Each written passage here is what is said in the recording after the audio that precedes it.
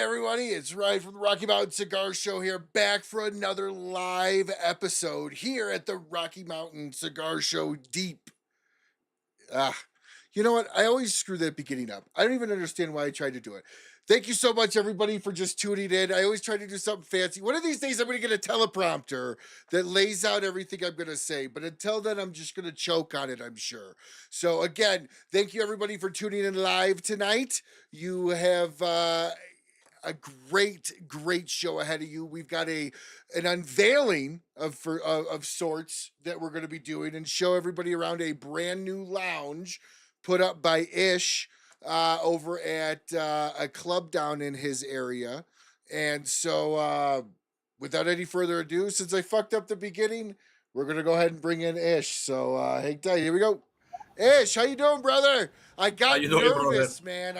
I don't know why. I've been doing this 4 years now, and I got nervous. Never fails.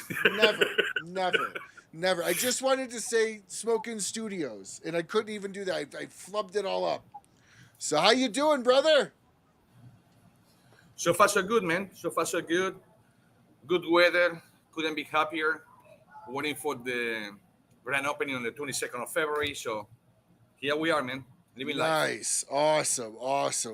Now, everybody knows who's Ish is that watches this show. But for anybody that doesn't, he owns BAMF Cigars, badass motherfucker cigars. Yes, that is literally what it means. As well as ROCF, Rodriguez Olivan Cigar Factory, as you see there below. As this is a sponsored episode, this will only be the banner for Ish below for both ROCF and BAMF. So don't get worried. Everybody's still partnered. But one of the great things I do is it only focuses on the specific person in the seat tonight. So I am just fucking all this up, man. I am so I don't know why, dude. I feel nervous right now. Like we're about to see this thing, and I'm nervous to see it. I want it to be great. So I'm gonna shut the fuck up, and I'm gonna let you tell everybody where you are and why this is a big deal.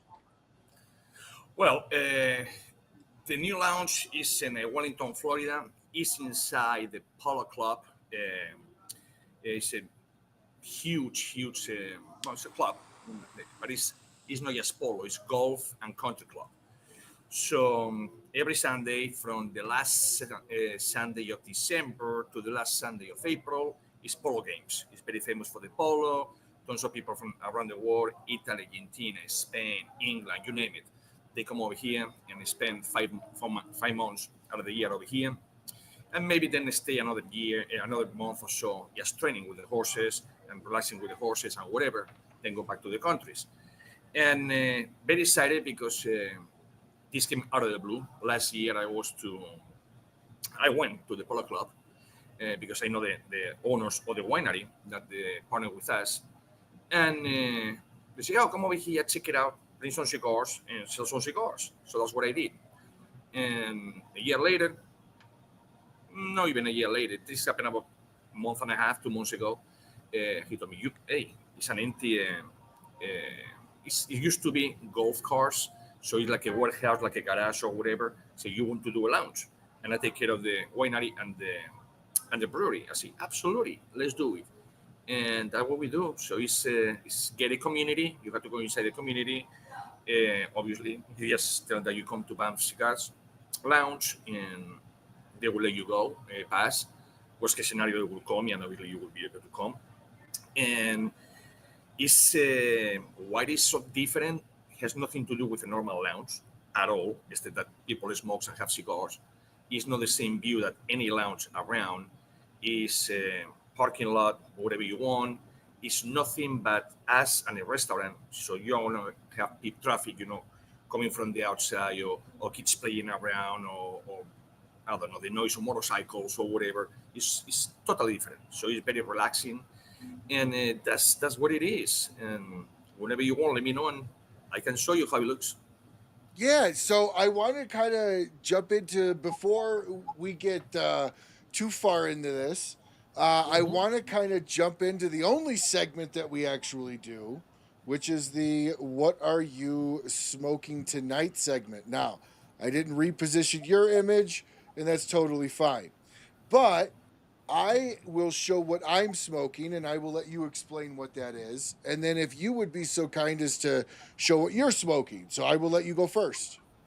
Okay, I am smoking today a Bawire from BAMF, one of my favorite cigars. I have 4 or 5 of my favorites. Everyone has a favorite. You know, like people say, "Oh, I love my child in the same way."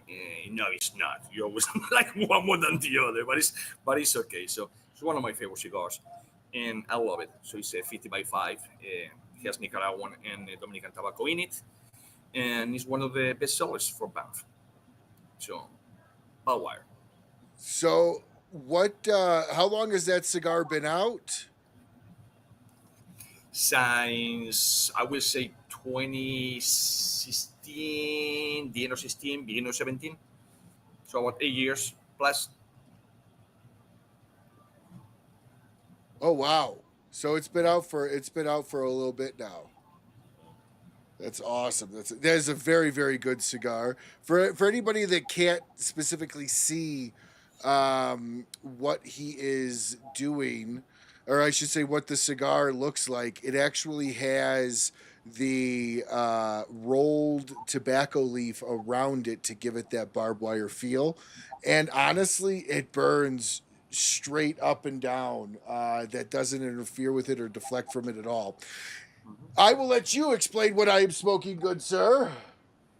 That cigar is the BAMF collaboration with Shadow Warriors. Mark guys, us, for those that they know him as us or they saw the movie 13 Hours or read the book 13 Hours. That's a collaboration that we did back in 2023 at the PCA. And Mark and I, we have very similar lifestyles per se, and we didn't do things very hand to hand per se. So, as a matter of fact, you introduced us when I was traveling to Texas, and you called me and you say, "Hey, what about this?" And we spoke, 3 of us, and thanks to you, we met each other. And even though we meet in many places at the same time, he living and me coming, or me coming and he living, we never met personally until you introduce us. And with that cigar, what we do is now start to pick up. Before it was a confusion. Everybody thought that that cigar it was only an special for the PCA 2023, and they cannot buy it. So for some reason, I don't know why, people didn't know about the cigar. But now it went out. Now it's in a few lounges. Now obviously it's going to be my lounge, and every single penny, except obviously for the cost of the cigar, it will go sent to him because he trained dogs in Colorado and do many good things for people in veterans Mm-hmm. and not just veterans, contractors per se. So it's a good cause, and I love the guy to pieces, and we came with a cigar, Saddle Warriors. No, he's a really good guy, and it's a really good cigar. It truly is a really good cigar. Fantastic. So, thank you so much, Steve Saka, for sponsoring the "What Are You Smoking Tonight" segment. So we will go ahead and move forward now. Yes, this is where I'm a little nervous because I want this to work well. I want this to work, and so I am nervous to see kind of how this is gonna show throughout. Ish is also not very savvy in the tech space, so let's go ahead and give it a shot, man. Let's walk you through your studio.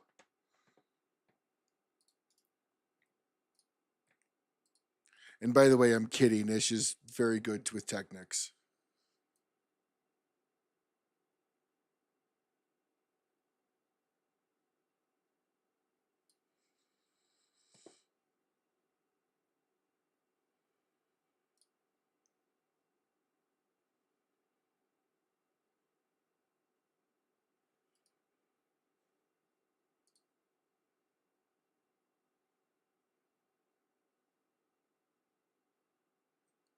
All right, now you're going to have to kind of walk us through what we're looking at. We could hear you, we could see you.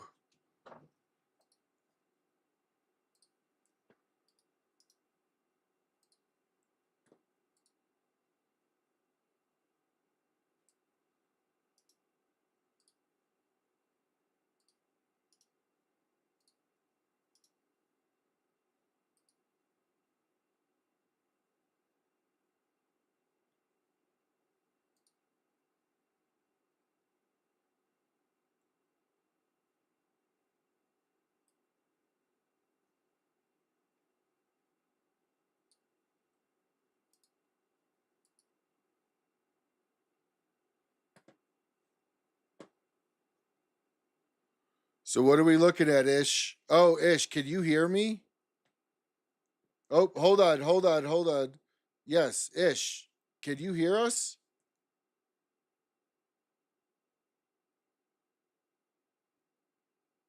I know we have sound, so I know I could hear him.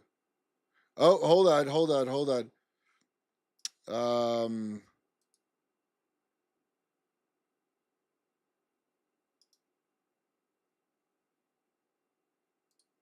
wait a second, Ish. Son of a bitch. I knew I was gonna screw this up.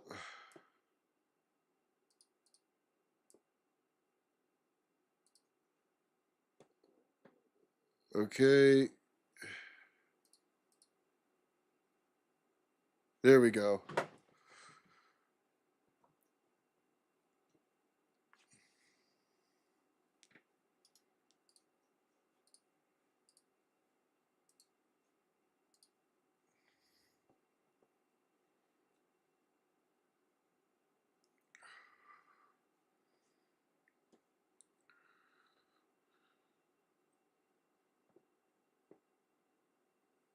Hey, Ish, can you hear us now?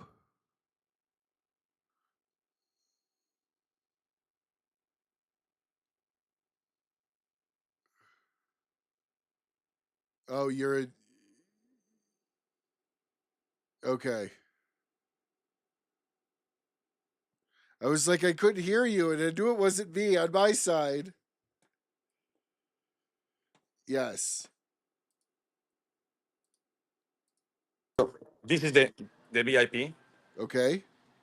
room over here. Inside there is more lockers to come. That's a little decorations. It's the polo, so you're gonna have the polo. You have one of the horses, Rambo, of course. This is the bar. So, as you can see, it's like a hiding door. Can you turn your phone long ways? Like that. There we go. So that's the entrance to the lounge. That's the lockers. That's, of course, the smoking section as well. The bar, the humidor you guys just saw, and you can hear me. And then for parties, you come over here, and you have all of this.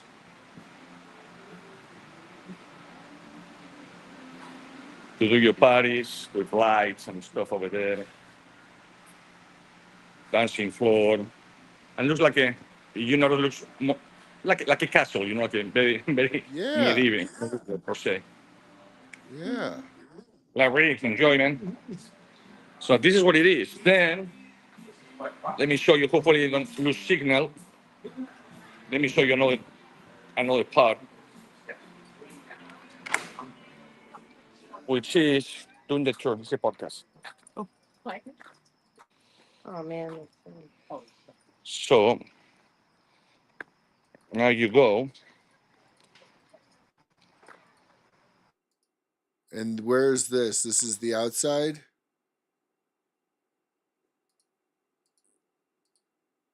Oh, Ish, we lost your signal. Ish, we lost your signal. Yep. Ish went away. He walked outside and dropped service. Not a problem at all. We'll wait for him to get picked back up. It looks really freaking nice. Here he is. Let's see if we can get him Let back me put in. my tips because I cannot There see he is. nothing. Okay. What is? Oh, oh, Uh-oh, nice. we all saw the code, Ish. No, that's the one for the people to come and know. Oh, you cannot see it. I don't know what the hell. Give me a second.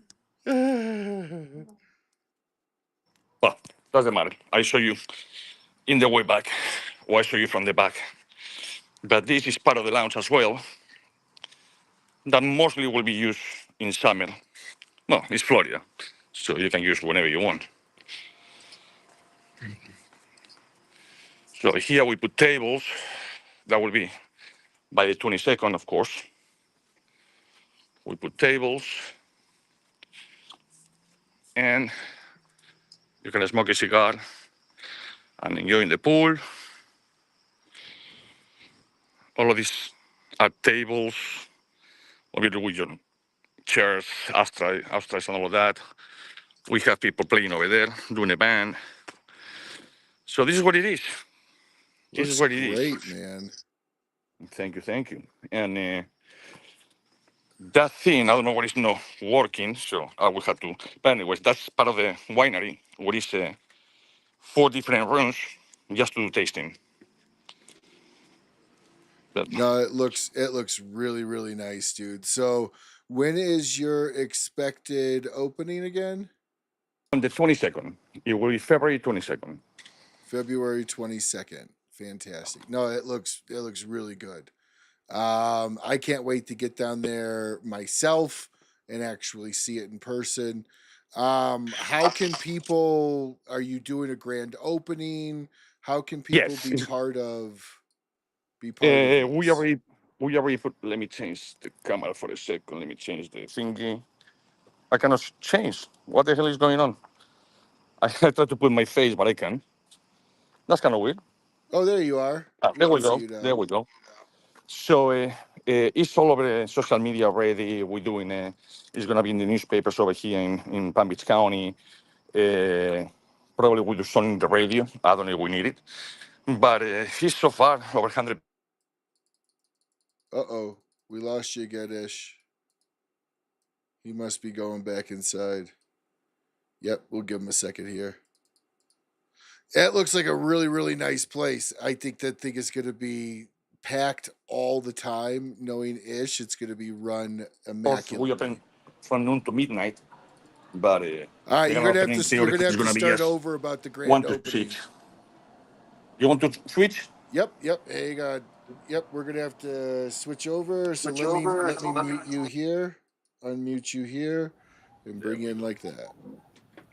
There we go. All right, everybody. I know we had a little bit of hiccup, but that was my first ever like live playing around, adjusting things. If it went a little foggy at times, I apologize, but thank you for bearing with me.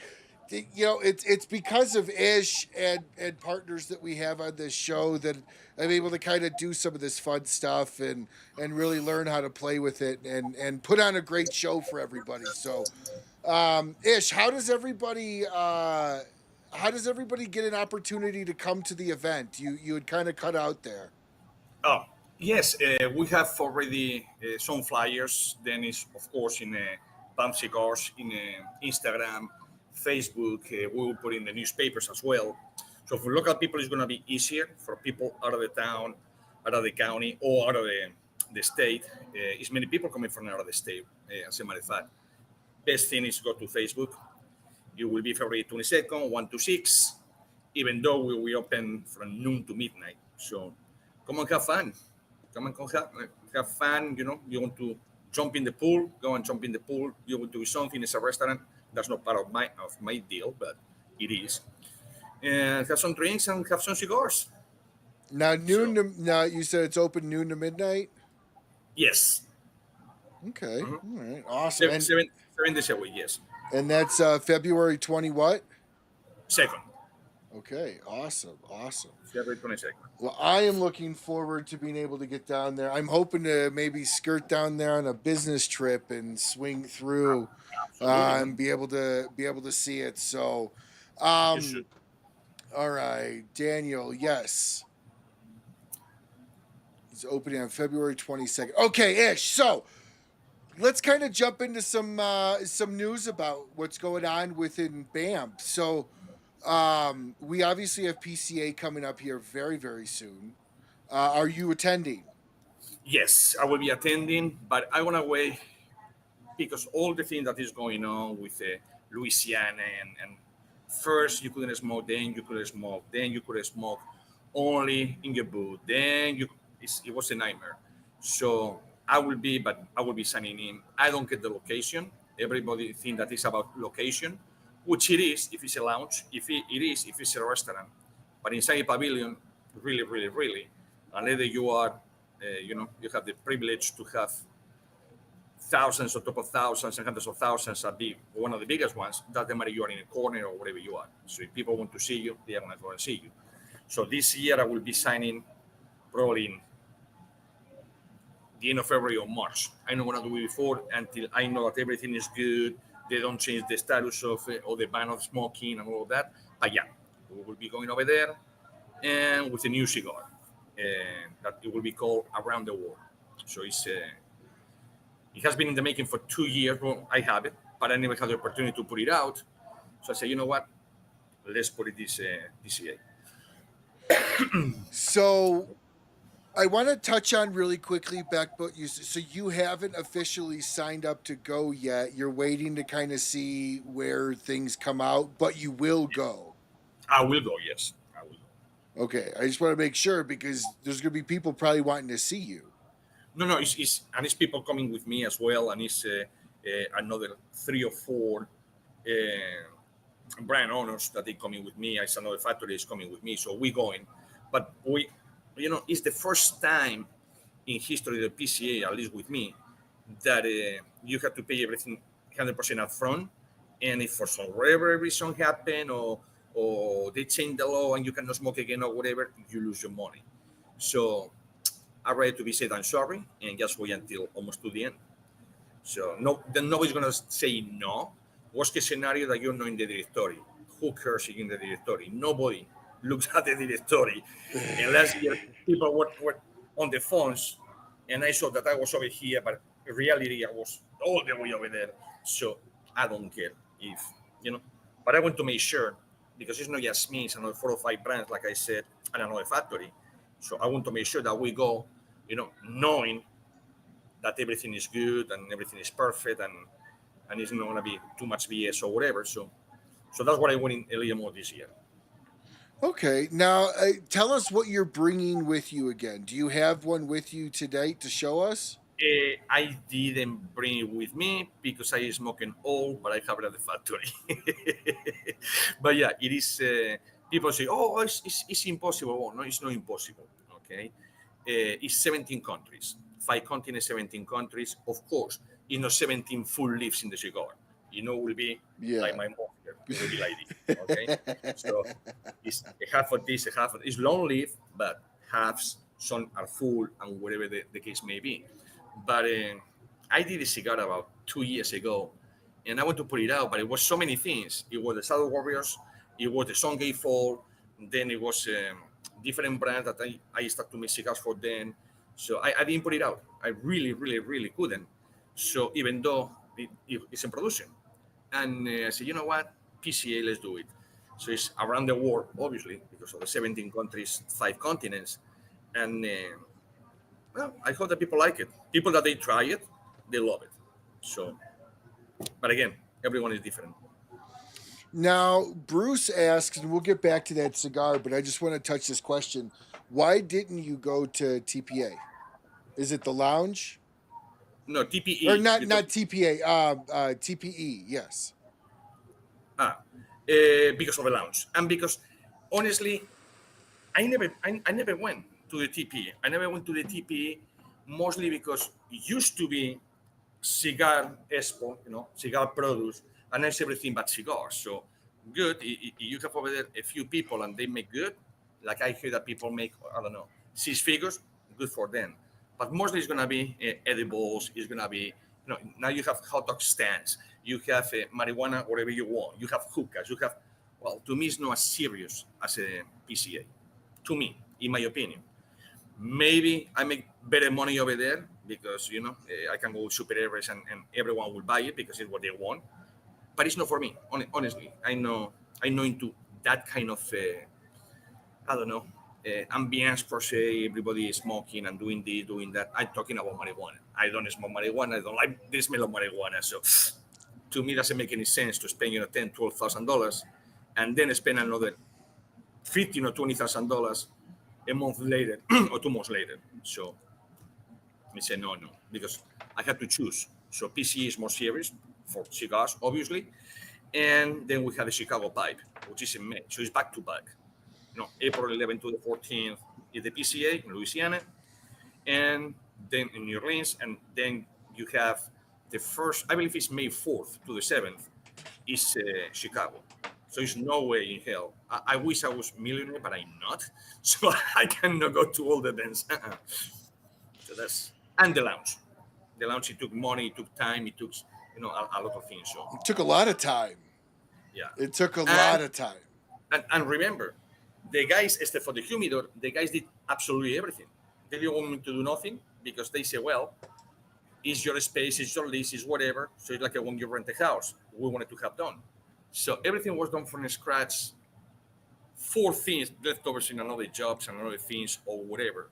The guy with the winery, he has like 3 or 4 warehouses. Even the bar, it was I thought it was destroyed over there in the corner with spider wares all messed up. They clean it up, they refurnish everything, and everything was very good. But he wanted to do his style, even if it's my lounge, obviously with approval. I said, go ahead and do it. So I didn't do nothing but the humidor. But it's a lot of time. You have to be over here and make sure that they don't fuck it up per se. Licenses and and everything. Everything takes time.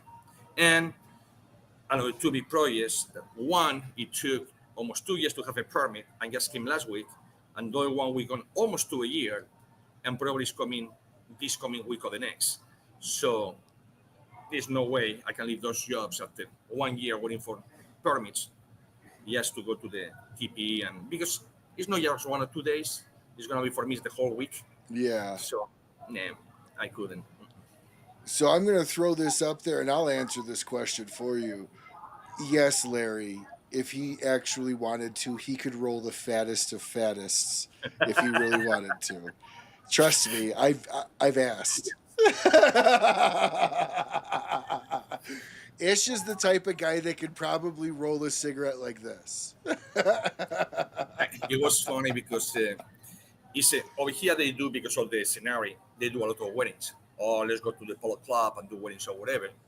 So they knew that I opened a lounge, and they told me, hey, Ish, do you know anyone that can roll cigars? I said, well, I have an idea of somebody that can roll cigars. What you need? Just for a wedding.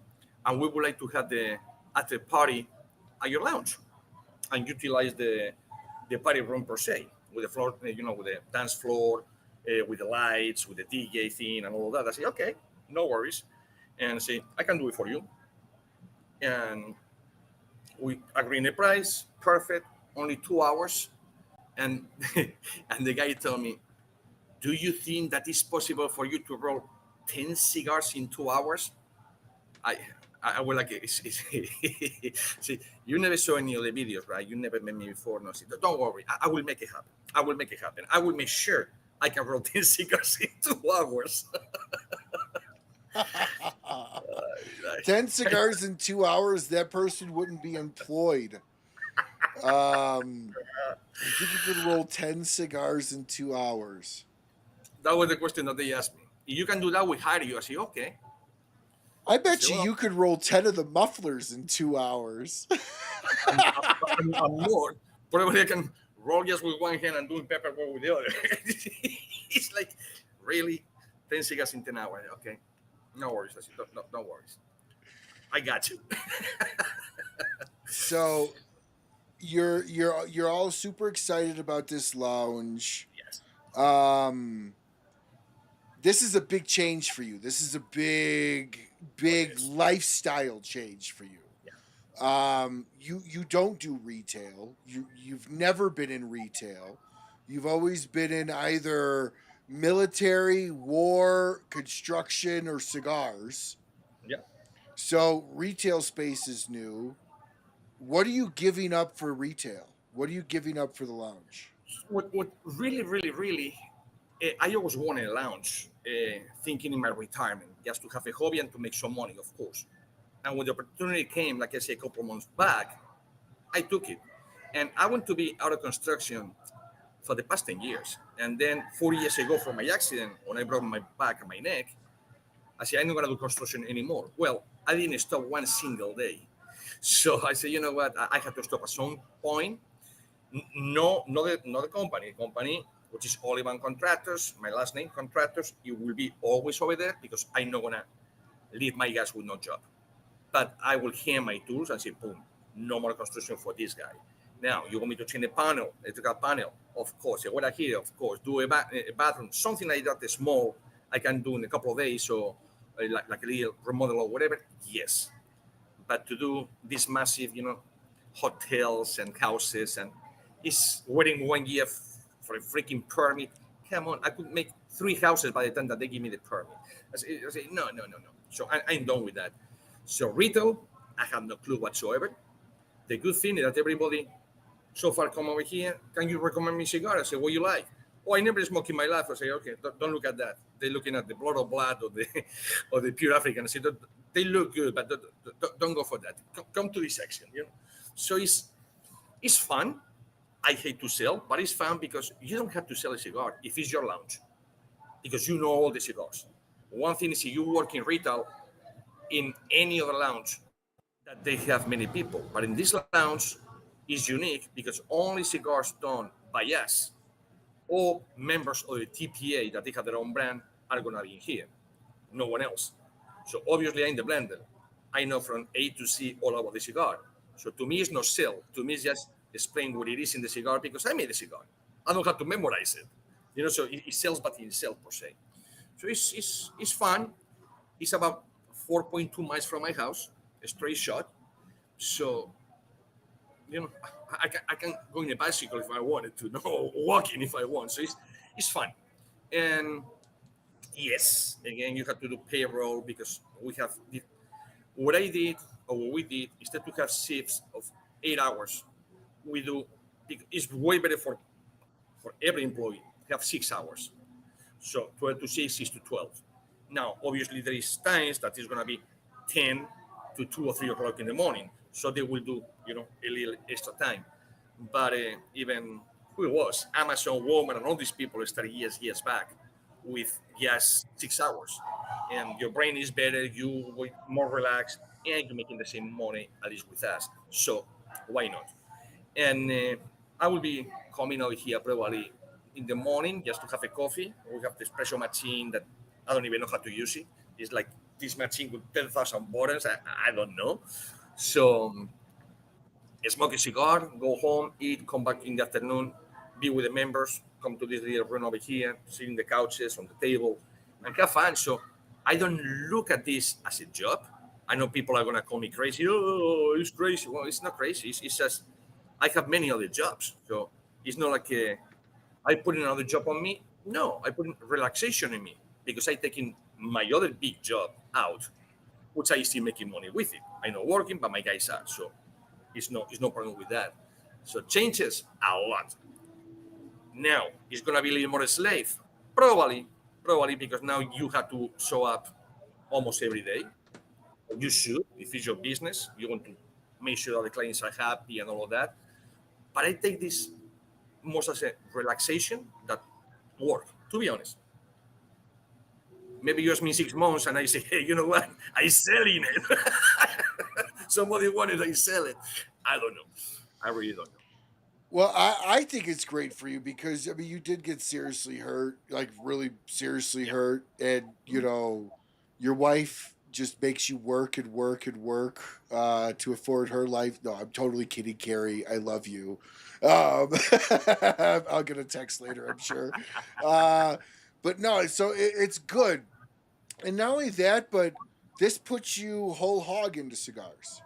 This puts you on the retail side. This puts you in the manufacturing side and the distribution side. Literally, soup to nuts. And you'll be able to experience what that different side of the house is.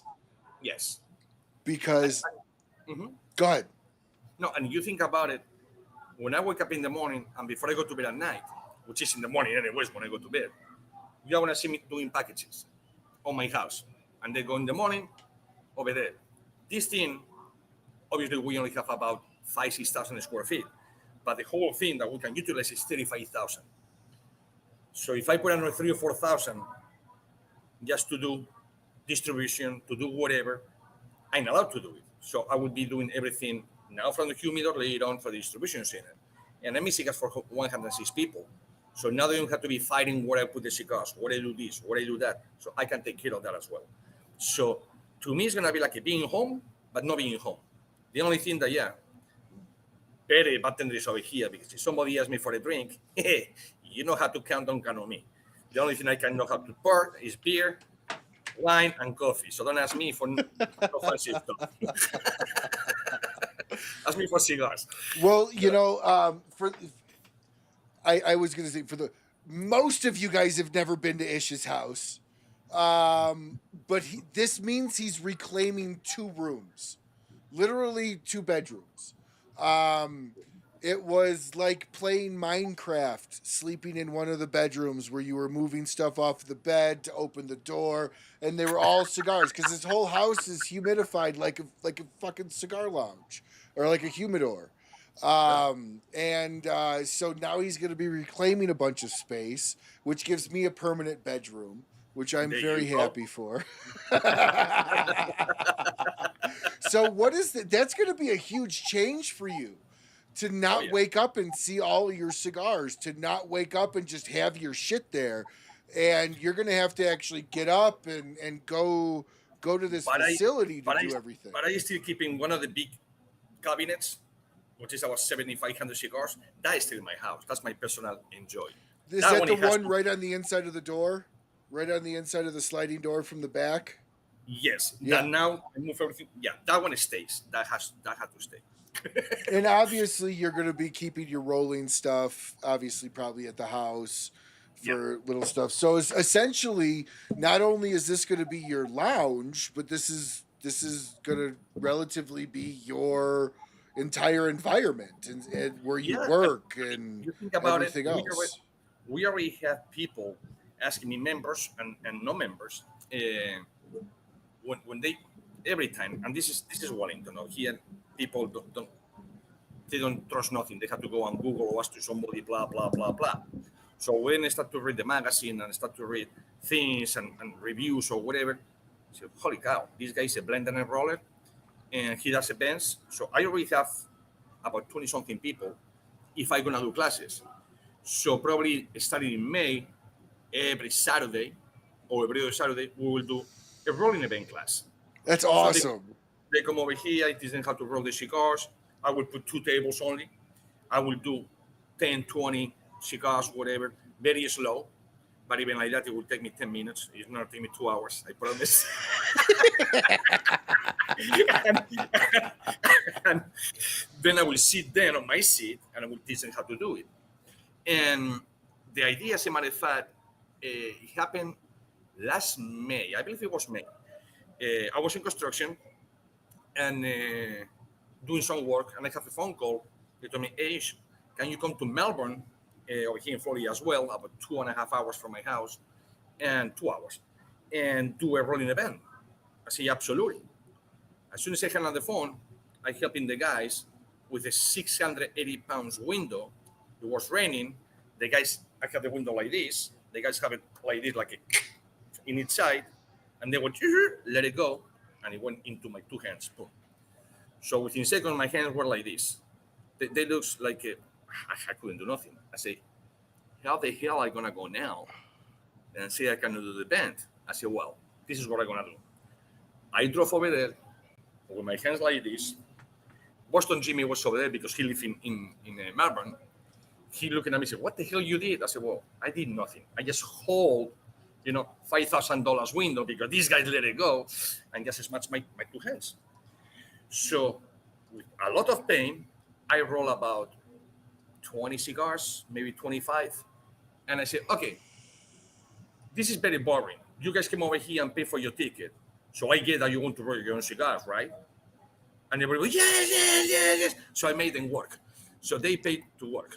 So I did event like that and I said, shit, this is easy. Let's teach people how to do it. I don't have to do it. Obviously, you teach, and then they did it. So that was the idea. And every event that I have now, the VIPs, I say, I'm not rolling for you. You're not buying my cigar. You're rolling your cigar and you smoke your cigar. And they love it. They love it. So that's what I'm doing now. So I want to, I think this is a very fun transition over to this, because I see a lot of people with rolled cigars and talking about, oh, I got this hand rolled for me at a place, and tell everybody how to actually properly take care of a freshly rolled cigar. You're not supposed to just light it right there, correct? It's Mm, gonna be off, right? It's not gonna mm, blend like chili. Yes, agree and disagree. The best cigar that you are gonna smoke in your life is a gas fresh roll cigar. As soon as it's done and it's rolled well and you smoke it, it's gonna be an amazing flavor. Amazing flavor. Now, and if it doesn't go off, that means that it's amazing because you just put water on the wrapper. Now, if you don't smoke it right away, don't don't wait. Like people say, you can wait 1 day, 2 days. No, you have to wait 4, 5, 6 weeks at least, because what happened is the water that you put on the wrapper, so you can play with the wrapper to roll the cigar. Have it's elastic per se, and that water when you roll, it doesn't evaporate. It goes to the binder and it goes to the filler. That takes about 15 days, believe it or not. And then it has to go from the filler back up to the binder, back up to the wrapper, and evaporate. So it takes the whole process at least a month. So you smoke a fresh roll right now. If I roll a cigar, you smoke it, probably will be the best that you smoke because of the experience mostly. Because what your brain is telling you, wow, it's like eating fresh bread. You should do it? No, if it's hot, because your stomach is going to hurt. But what is the best part? Oh, look, it just came from the oven with the pizza. What's out you're going to bring yourself? No, it just came from them. Blue. And then you cannot talk for 3 months because you have blisters. But it's the best buy. So same thing with the cigar. Or you smoke it right away, or wait minimum 30 days. Minimum 30 days. So then, if that's the case, then why don't more companies try to get them fresher to you? If that's going to be the best time to smoke the cigar. Because it's marketing, and people will tell you that a cigar has to be, aging for 3 years before we release, or 6 years, or whatever. Well, no. And you can talk with any person that work in labs, laboratories for tobacco, and they will tell you the same thing I'm telling you. It's not, but it's so many people confusing other people, or people learning the wrong thing, thinking that is the right thing, and keep talking and influencing people with the wrong information. So when you know what you're doing, you know what you're doing. Well, you were present at your house with one guy with a brand that I had to tell him what it was in the cigar. He didn't believe me, and he called the guy and he said, "Oh shit, how you know?" Well, I've been doing this for many years. I know what is in your cigar. So when you know what it is, but it's a lot of I don't know, like how you go when you go to a desert and it's no water, but you see like an oasis or whatever. Like I forgot the name. Mirage. Okay, so that's a lot in the cigar industry. People want to put something. It's just like to fill the blanks. Okay, let's talk about cigar. Well, I talk about cigar. You have made 3 different leaves. You have asked for the filler, one for the binder, one for the wrapper. End of the cigar. Now what you do? No, now you have to start well. But this, it has to be 8 years. This one is in a barrel of whiskey for 7 years. Bullshit. You will evaporate. This is for this is for that. So it's just the cigar industry came like everyone has to do something different. Everyone knows more than everyone whatever. But at the end of the day, you are an owner of a brand or the owner of a factory, and most owners of the factory, they don't know how to roll. So you're going to have 3 or 4 people that they own factory, and actually they the blenders and rollers, and they know how to do it, which is very few. The rest, well, they have the money, or they have the family, or they have whatever, and good for them. I wish I was one, but yes, don't give misinformation to people. Tell them how it is. And if you don't know, just ask.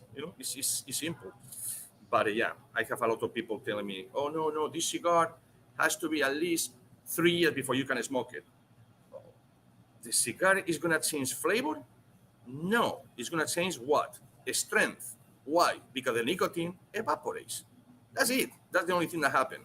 So if you are kind of a mellow smoker, like a medium to mild, oh, mild to medium, better said, yeah, leave the cigar a year or 2 years, because obviously it was not for you when it was ready to smoke. If a factory put a cigar out, or a brand put a cigar out, it's because it's ready to smoke. It's not to say, oh, in 6 months it's gonna be better. So why I put it to the public? Let's wait 6 months. Well, I put it in 6 months. Oh no, now we have to wait another 6 months. Hold on, I just wait 6 months because no, if it's out, unless that is money hungry that you're gonna find 2 or 3 different brands over there, and oh, we have to make a quick penny. Let's make 5,000 cigars right now and today, and put the ban tomorrow and sell it the next day. Oh, that's bad. That's bad. But if the tobacco is already cured, it's already at least for 30, it's 30, 60, and 90. That's the rule for the water that I was telling you before, and then for the aging room. Depends how many cigars are. If you put new cigars or you put whatever, it's going to change the flavor of the cigars. Yes, because they're like sponges. So 30, 60, 90, that's it. So you don't have to leave a cigar for 2 years, 3 years, 4 years, and forget about, oh, I had this cigar for 15 years. Enjoy, buddy. You're smoking hay. Oh, look, I had this wine for 15 years. Hold on. It's good for salads. It's vinegar. It's no wine no more. Same thing. If it makes any sense. No, so this is why we love having Ish on, because there's just no lying in him, or there's no smoke either. There's no blowing smoke up your ass. So then let me ask.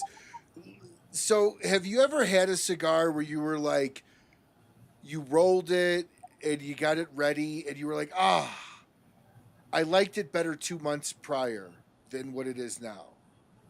Well, in fact, it happened. And I smoke the one that I released in. I have some for 2 years back, and I love it. Don't get me wrong. They're around the world. I love it. But that's going to be for the smoke myself, because it lost strength. So you mild to medium, you will love the cigar. But that cigar is going to be spicy. It's going to be full body. It's going to be full strength, because it's 17 countries and 5 continents. So you cannot make a little cigar with almost no taste. It has to be very tasteful, and it loses flavor with 2 years. That's the case, and it's one of my cigars. And cigars that I wrote for another people, and they told me, no, give me right away. I said, don't wait at least 30 days. No, give me right away. Oh, that cigar is still humid. You have to relight it 10,000 times. Well, I told you I have to wait 30 days. You don't want to wait 30 days. Oh, I have no time. Oh, I didn't know that you can accelerate the process, but it's your money, it's your clients. Please tell them that I tell you so, or don't even say I made the cigar, because I will say it. Because if you call Ish and say, hey, what's going on with this, he's going to go, first thing he's going to say is, I told the guy to wait 30 days. So it's very, very simple, it's like, but it's, with the cigar is so many things. You learn every single day, but learn the right thing. Not learn the BS just to make, oh, now this cigar is $12. But this cigar, which is the same one, but it's 3 years older, and blah, blah, blah, it's a release. Now this is $55. Well, it's not such a thing. It's the same price, it's the same cigar. One is older. Maybe it's older because you never sold it. And because you didn't sell it, now it's 3 years old. But it's not because you just keep it for 3 years. I don't see a factory making cigars to keep for 3 years. They will be asking on the streets. If I had to make a cigar and wait 3 years to sell it, I'm in the wrong business. Or if they give me 5 years to make a blend, I will be in the wrong business. So you know what I mean? It's no, you cannot wait that long. But people they think. So I want to dive into, because you had brought up your new cigar again, the Around the World, and I want to kind of dive into that a little bit more. I didn't do it a whole lot in the beginning because we were kind of getting going. I wanted to show the lounge, but by the way, you can hang up your cell phone. Good. If you want, so you don't have, unless you want to show us anything else. Easy, Tiger.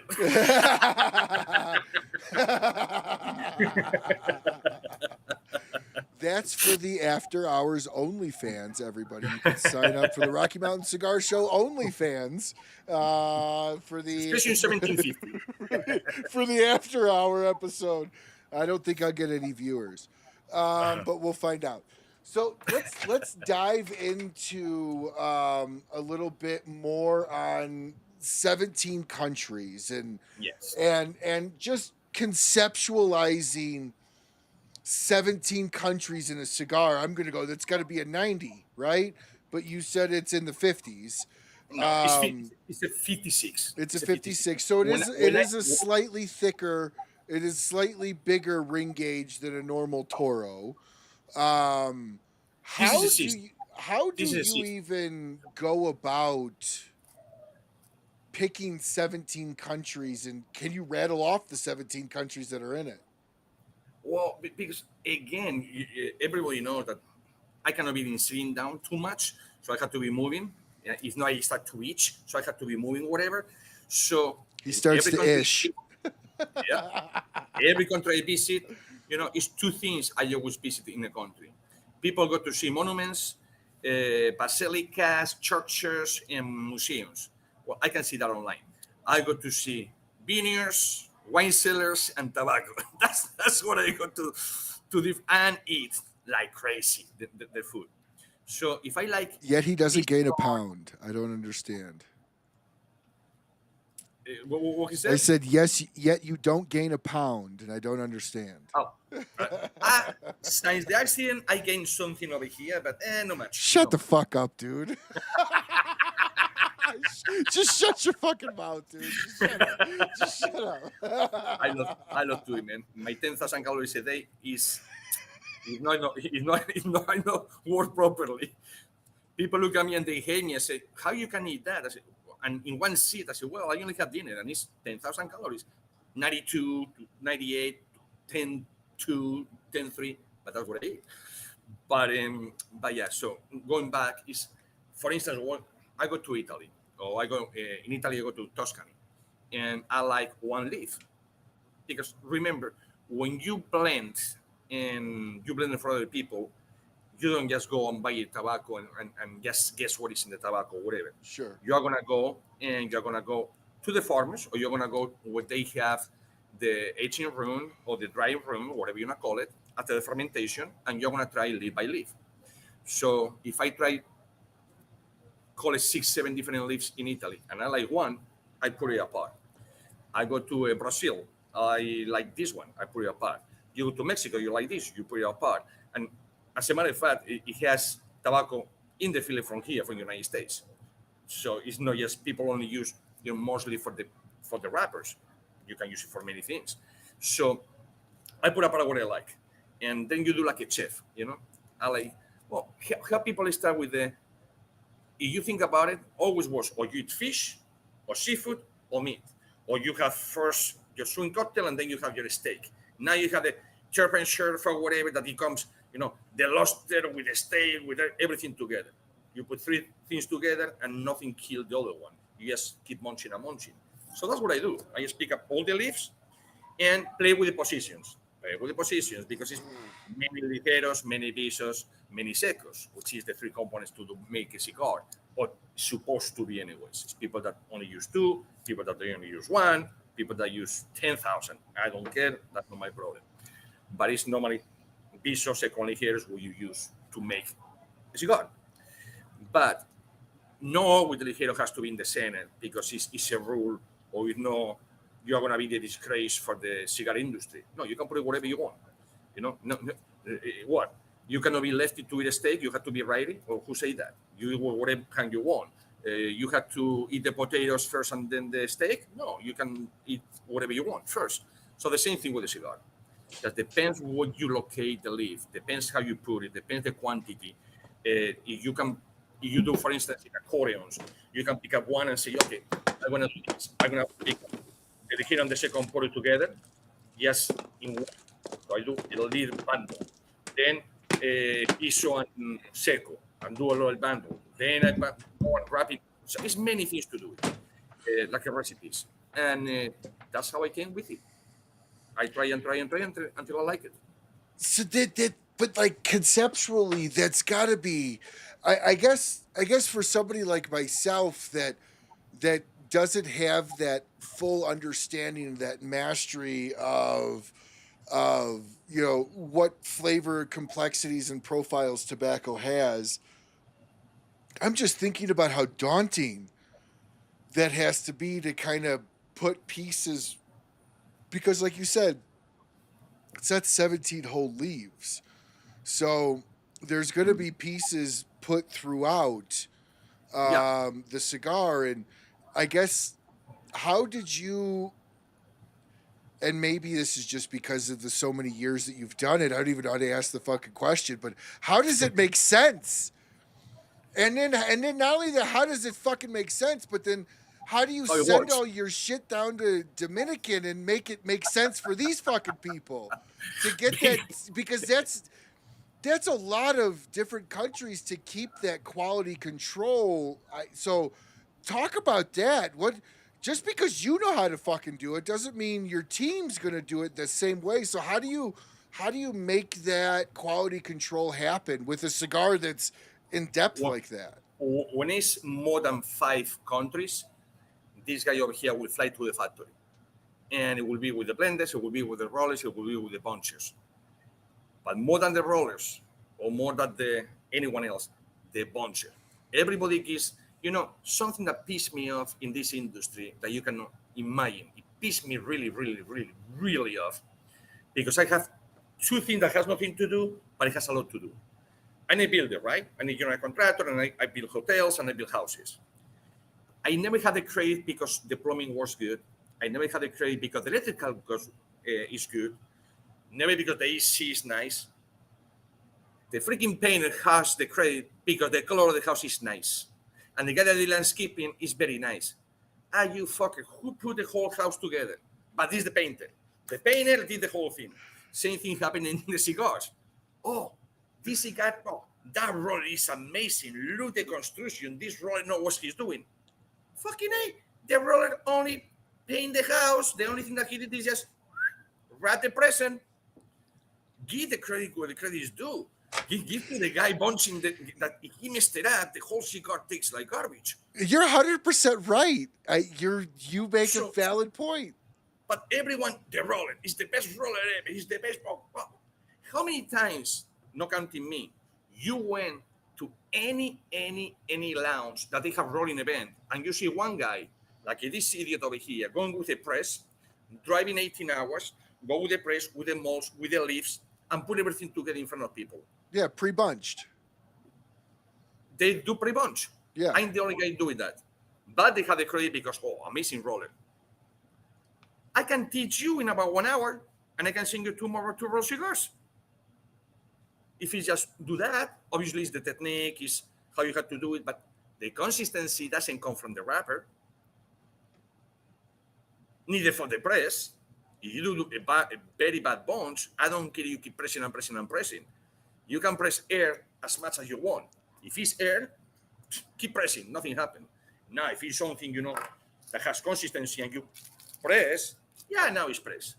But something that is, so people don't give to the bunchers, or not only the bunchers. What about the classification? What about those ladies or those gentlemen that they classified everything by sizes, by different colors, different tones, by, so now the bunches have an easy life.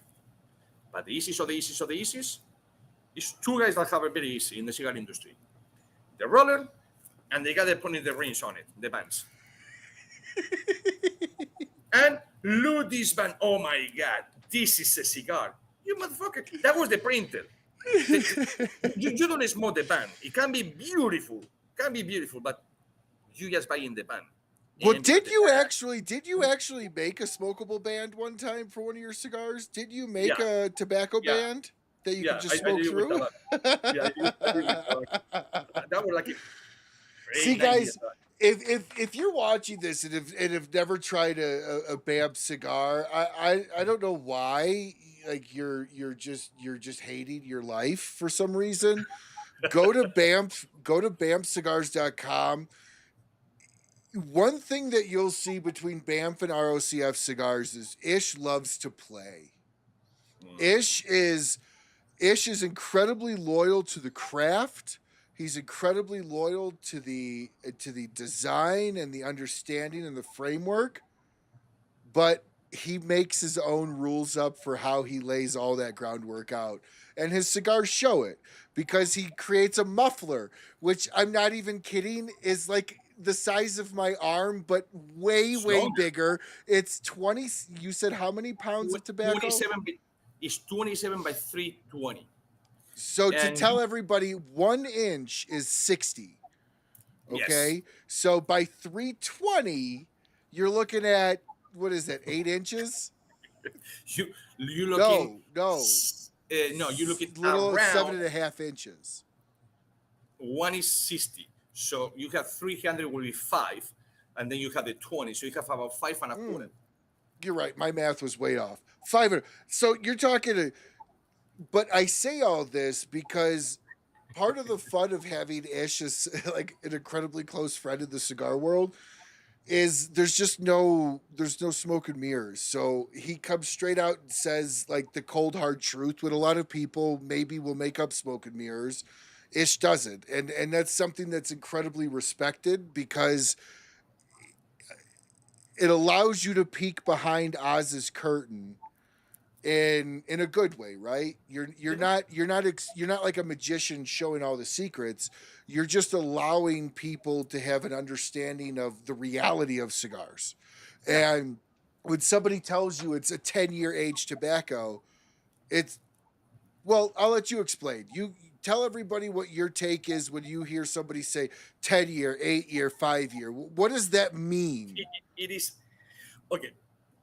People is two things. Okay. How I explain this?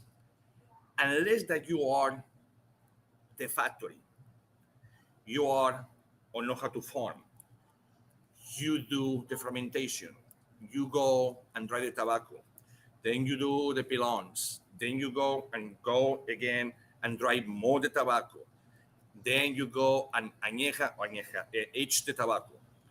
Really, a factory can tell you whatever they want. So when you go and you buy and you say, oh, I have this tobacco, is the best one. It's 10 years old tobacco. Well, 10 years could be what? It's 10 years that you have it already here in your warehouse, or it's 10 years since you harvest? Because if you harvest, and if it's 10 years, obviously, back then it was just one harvest a year.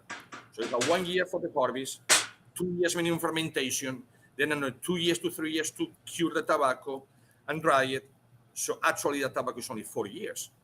Yeah, it's 10 since you planted, but people sell it like it's 10 years tobacco already in a bale, in a paca, whatever you want to call it, in a 100 to 100 pounds, 810 pounds, put in a little sack, and it has been over there for 10 years. It's not such a thing. It is not. I have 10 years old tobacco. Of course I do have 10 years old tobacco.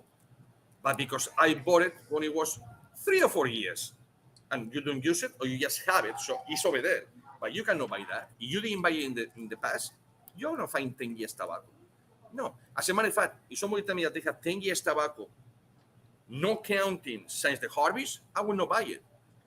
I just go to the stable over here by the Polo Club, pick up the hay that the horse is eating, and I just go and say, okay, let's smoke it. Because that tobacco is not good anymore. So 10-year aged is not really necessarily 10-year aged. It's a 10-year through the process. Yes. And that's a big difference. That's a big difference. It's 5 years difference. yeah, it is. 5 or 6, depends how you do it. And back in the day, now you have 2 harvests a year because you can, plan, and with 5.5 months or whatever, you just do the harvest. Back in the day, not too long ago, under 8-9 years, it was one every 9 months. So actually, it took the whole year to do science plan, put the seed, then go transplant into the we call it renglones or surcos, however you want to call it. So you go to the land and you put it to the fields, and then grow, and then you harvest, blah, blah, blah, blah. It was the whole year almost. Now you have to fermentate that, minimum of 2 years. because it was no labs that they can do like this and spray this, and all of a sudden it's fermented. No, so you have to do it 2 years. Then it has to dry. And the funny thing, most people say that it's 10 years old. And my wrapper Maduro 10 years. Well, obviously, why do you think that it's called Maduro? Because it's 1 year more aging. That's why. So actually, your tobacco that is 10 years probably is only 3.5, 4 years that you have it. That is already for consume. That is already to roll a cigar. But don't tell me that you have 10 years tobacco, because you're telling me that that city was planned 16 years back. So then why do you think that is not like, so a 10-year-old tobacco is really 5 years on average, or 5 or 4. So why not just be honest with the consumer? Because sounds better. So now you go, instead to charge $35 a pound, you can charge $57 a pound, because it's 10 years tobacco. But do you think it sounds better because of like alcohol? Because of alcohol aging? Oh, 18-year bourbon. Now that is 18 years. That is 10 years. That is what it is. But do you think that's kind of maybe where that myth came from, or that marketing tactic came from, was the liquor world? Yeah, absolutely is.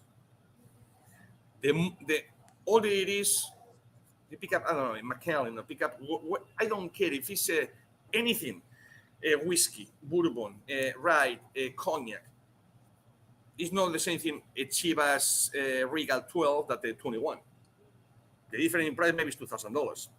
It's the same brand, it's the same quantity, it's the same whatever you want, but because it's age or whatever, it's more, because it's not so many. And remember, the price doesn't go up. It's something that people don't understand, unless that you born and raised in a farm, or you spend a lot of, like I did my summers. I spent every summer in La Rioja with the wine in one country, with these guys, with the tractor, doing everything that the farmer does. So I can tell you how it works, because I've been doing that for 50-something years, since I was a little kid. So the funny thing is that people don't understand that, 10 years. Okay. It's not just to say in 10 years, it's just to say, oh, it's older. It's because if you have your tobacco for 10 years, you pay in a space that cannot be used for nothing else but that tobacco for 10 years. So now you can tell to your client that you've been paying for the tobacco a lot of money. So instead to charge you X amount of money, it's going to charge you 4 times more, because it's aged 10 years. Well, in reality, doesn't mean that it's better than the 5 years old or the 2 years old. In fact, it could be better last year tobacco if it's already ready, which is not, but 1 year already in the bell. But what is cheaper? Because it's this year tobacco.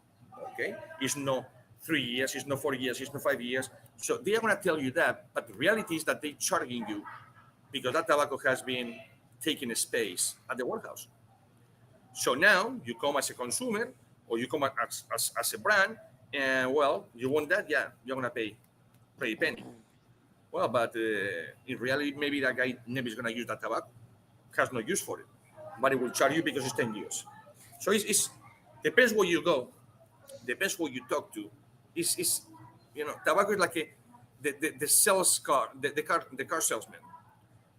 They don't know anything about cars, but they want to do a commission, and maybe they think something that as soon as you start, the fucking thing explodes, and you say, "Well done, buddy." Well, he doesn't care. He already has his commission. So people, they are not truthful. It's not. I'm not gonna say it's that. It's that people don't know what they're talking, and that's a big problem. And I see many shows, I see many people many years in the industry, that I say, you know what? Let me just tune on the computer and let me go and see a movie with my wife, or go and walk Nesca, see, because I'm gonna call him out, and I don't want to. Yeah, well, like Richard said, sometimes it's a hype thing, right? And this is where shows like this, because I don't, it's like WWE, right? Like, you don't want to take away the mysticism of the event, but you also need to know the event is not real in that sense, Yeah. and I think knowing that makes a more educated consumer, but knowing that also allows people to then understand what they like more and why. Oh, Yeah. 10-year age. Why is this 10-year age tobacco from Jalapa the same, not taste the same as this 10-year? Because it's probably done differently, or it's maybe not all the same. Yeah. And so that's why I love having these questions with you. Cody asks a question here.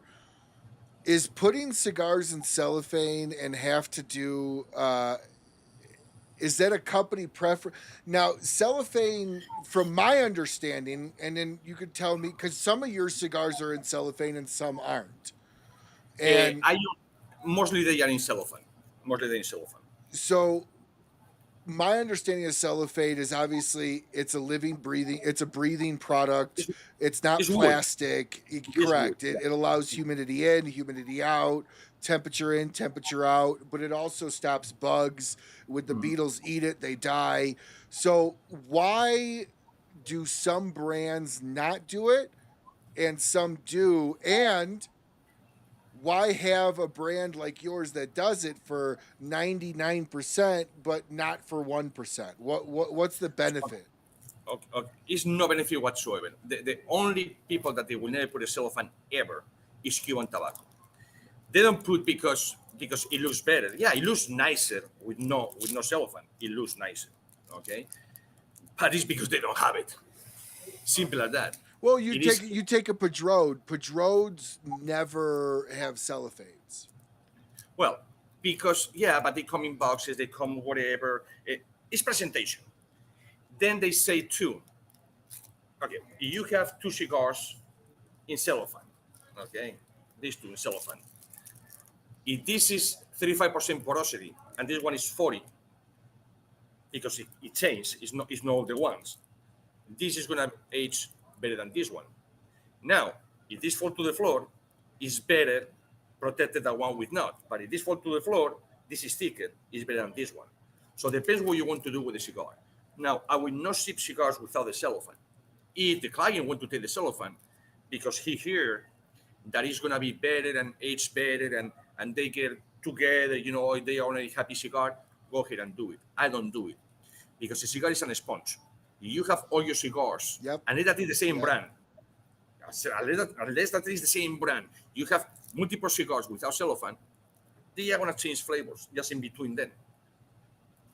It's like leave a cigar and cook fish, and then go and smoke the cigar.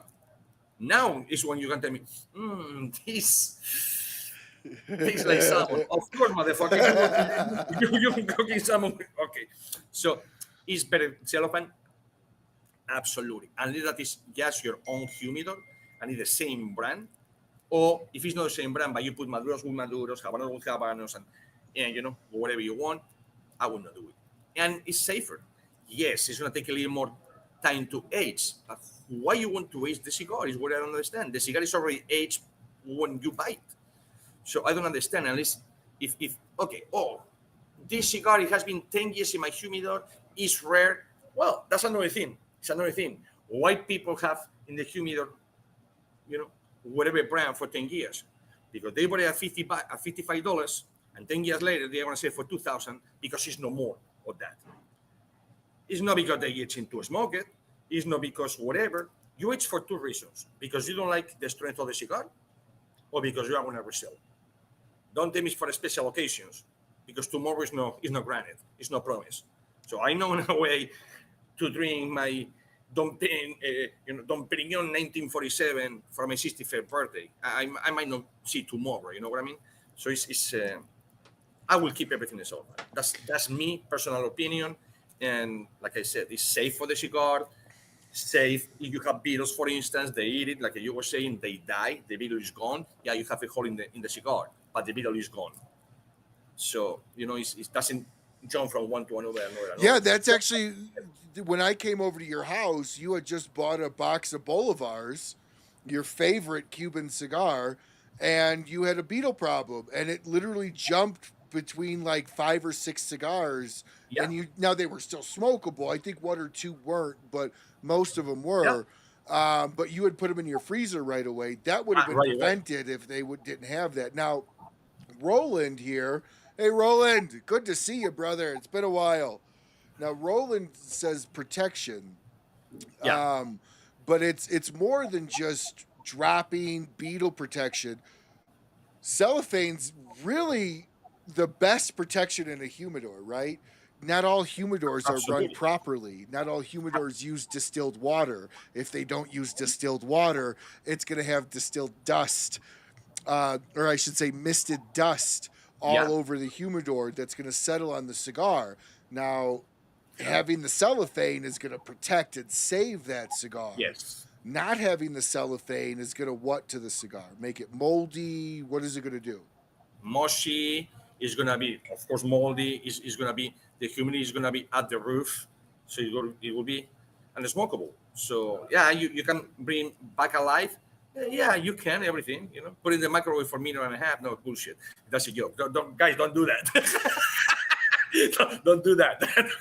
That was a joke, okay? If you do, tag Ish and I, because I would like to see what it looks like.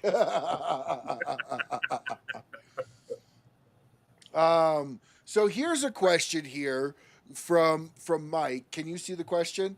Does the filter cigars before shipping? Yes. A lot of brands do that, right? Yeah. Why? Okay, this is a question. Depends. What happened with the freezing? Freezing, it became popular not too many years ago neither. And it's because people were against pesticides. The only thing that you can kill a bug is with pesticides, period. Because you put pesticides, people say, oh, I cannot smoke the cigar, they put pesticides. Well, fucker, they put in the apples, they put in the rice, and they put in everywhere, and you eating the whole time. The pesticides is just for the bugs. Then it gets clean, and then gets rolled, and then whatever. So people start to freeze, thinking that like this, they are gonna kill the beetles. I freeze the cigar, but add the pesticide the cigars, okay? So first of all, I pesticide every single Sunday the factory. Everyone goes to home and pesticides. Then the leaves, and then the cigars, and then you freeze them. And even like this, you will find beetles, okay? So why I use pesticides? And many companies, they will tell you no, but if they have hundreds of thousands or millions of cigars or whatever they have, they will pesticize. It's better that if they do that before they have big problem with beetles. They will tell you because of popular opinion. When you freeze a cigar, you still have a beetle inside. If it's a beetle, you just throw the beetle. So, or the cocoon. If it's a cocoon, if it's the beetle, you're gonna kill the beetle. But you're gonna smoke the beetle no matter what, because it's inside. It's frozen, dead, but you're smoking it. And if it's a cocoon, you're gonna kill it. That cocoon is waiting just until it's the proper humidity to come out, and it will destroy your cigar. So freezing is good, mostly from transportation. If you're gonna bring a container and it's gonna take over 5, 6, 7 days, you freeze, because anything that is going in the container, going whatever, it will kill, it will protect, it will do many things. But the only way to get rid of beetles, and it's not 100%, is pesticides, period. The only thing.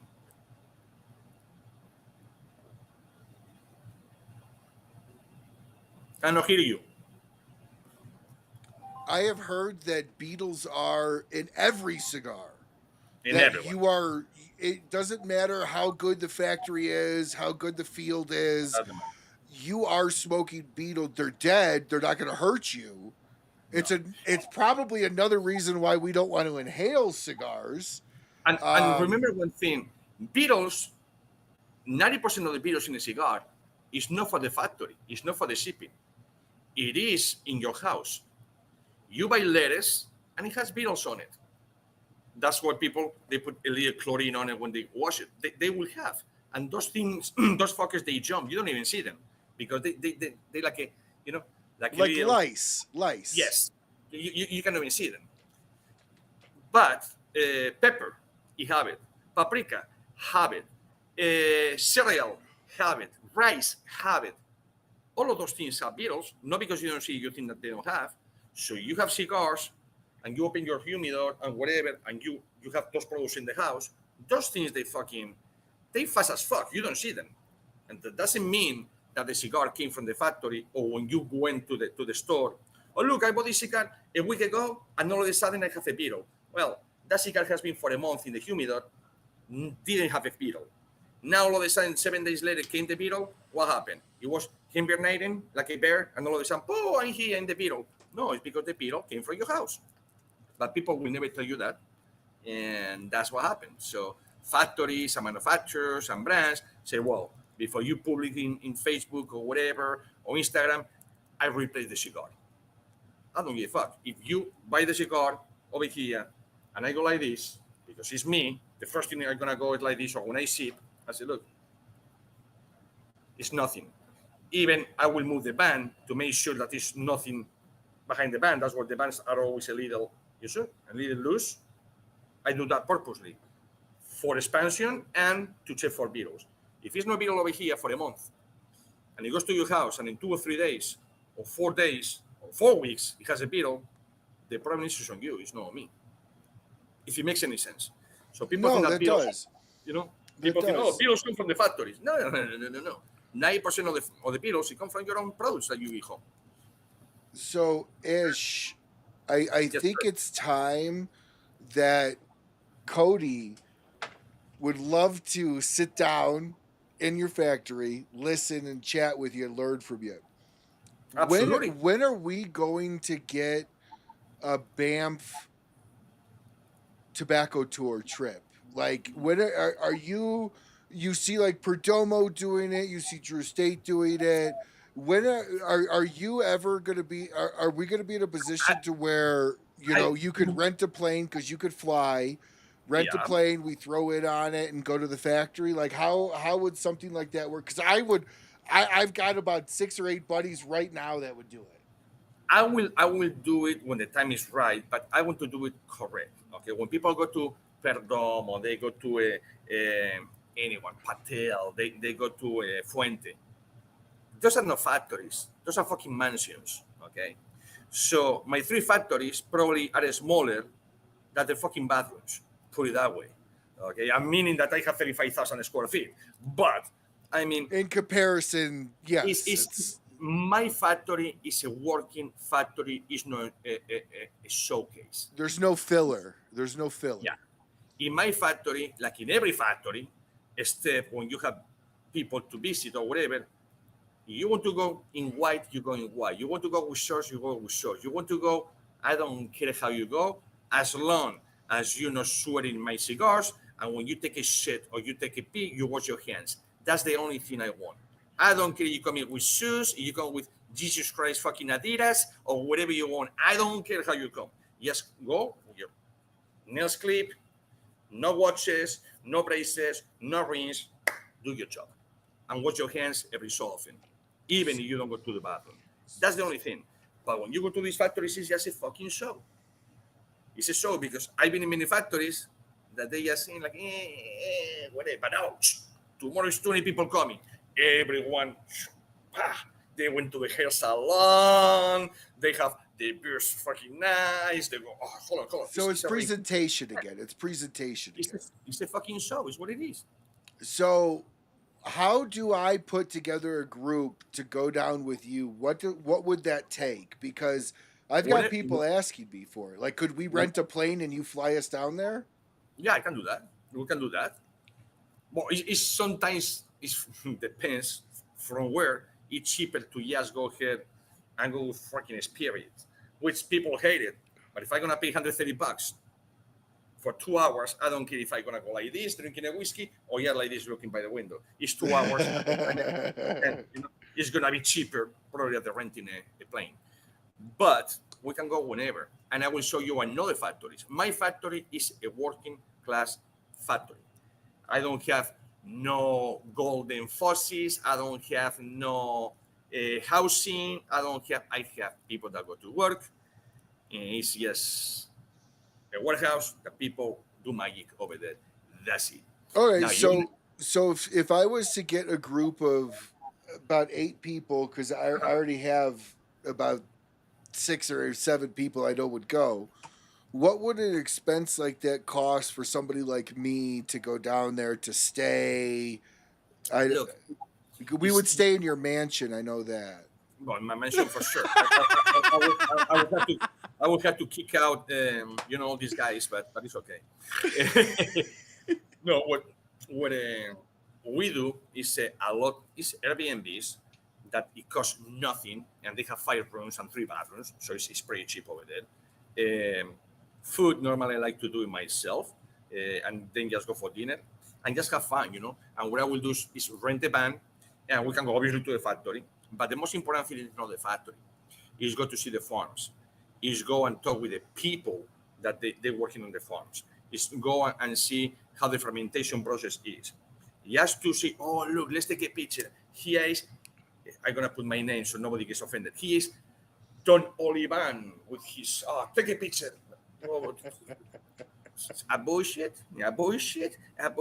I want just for people to show me where the tobacco comes from. So would you say you could go down there and back for 3-4 days for $500 a person? Depends the plane tickets. Depends the plane tickets, but it's not impossible. No. Now, if you're gonna do a tour like these guys, you're gonna pay $4,000 or $5,000 a person, because you have to pay for this, you have to pay for the caviar, and you have to pay for whatever. Good for them, good for them. The better for them, better. That's right off. But it's not expensive to go over there. For me, because I live in Florida. So, but for you guys, you have to fly to here and then here, there. So that's a little more expensive. But you can be in the DR for $500-$600 easy. With $100 a day, you can be in the DR for sure. Okay, so anybody watching, let's get a little trip together and maybe plan it for like when's the best weather time to go to the DR? April, May is good. Do not go in July and August. It's fucking hot. It's like in Florida. But or depends when the harvest start. It's nice to see it. So that will be by September, something like that. It will be nice because they just start to plant right now. So last month. So you have July. Depends if it's say grown or if it's ungrown or whatever it is. But it's me personally. Even if you don't see the harvest, who cares? You're gonna see the farm no matter what. You're gonna see the whole process of getting fermented. That's the matter really, because it's fermentation all day long. Remember, I don't care when you do the harvest. You have to ferment at least for 2 years. So you're gonna see fermentation pies and all that all day long. So and I can take you guys to other factories, of course. Mine is a working factory. Mine is not a showroom factory. Mine is what a lot of people comes for us to make cigars, and that's it. It's not like I'm gonna greet you over there with a red carpet and give you a glass of champagne and a Dom Perignon and a fucking caviar. Ain't gonna happen. And you're not gonna see pictures of me all over the place or pictures of nobody. It's just what it is. It's like a brick and mortar. It's called a brick and mortar because it's brick and it's mortar. That's what it is. I love it. So you give much more of a realistic day to day versus I'm trying to make a presentation and so on and so forth.